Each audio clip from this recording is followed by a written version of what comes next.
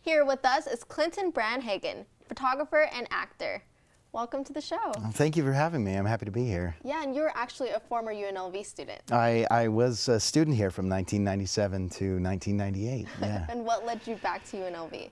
Well, I was a theater major when I was here, and Michael Lugering did a lot of Shakespeare work with us when I was here, and I credit him for launching my professional career in that he taught us about how to get under the text and know what we're saying when we're saying it all the time instead of just sort of generalizing it.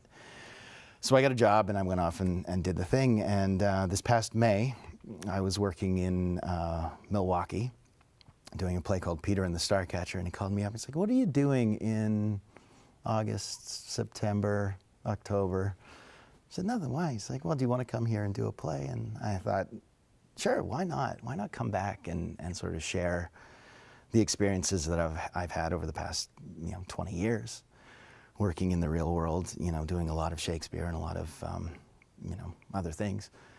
And I'm really happy that I did, because we just did Much Ado About Nothing, and the show was very good, and it was very clear. People could understand what was being said, even though it was written 500 years ago. How was your experience performing in that play? It's really exciting. I'm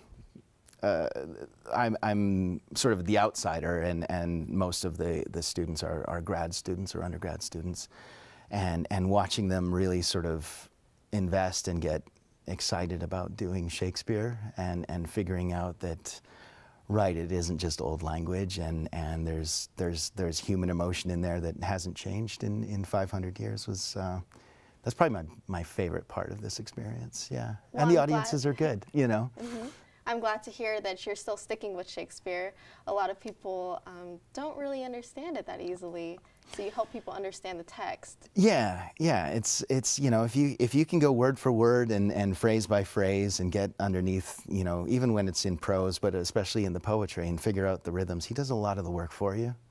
And so helping them get to that level, or reminding them that it's not as intimidating. We still use 95% of Shakespeare's words in contemporary English. So. And acting led you to photography? It did. I toured with the Shakespeare company for about 3 years, and I drove all over the country. I was based just outside of DC, and we drove to Alaska, and we played like 38 states or something. And I finished, and I was like, man, I don't have anything to show for this life on the road and this experience. So in about 2001, I had my first equity contract, which is the Actors Union. And I thought, well, I'm getting a decent pay finally. I'm going to invest in something that I can document this next journey. And I got a tour out of the Kennedy Center and a bunch of books, a bunch of cameras, one camera. And so I'd study while we were driving, and then when we get to a new city, I'd go and give myself little projects. And then that grew into about it was a learning curve. You have to figure out when you're in the city long enough that you can drop off your film and get it back and see what you're doing. And then in about 2005, I went digital, and that sort of just launched everything. You can instantly see, okay, I'm doing that wrong, let me figure it out. And what kind of photography do you do? Well, then I got into headshots, and that sort of has been. I had a lot of colleagues that I was working with that were really, really good actors, but they had these photos that actors aren't rich people, especially stage actors.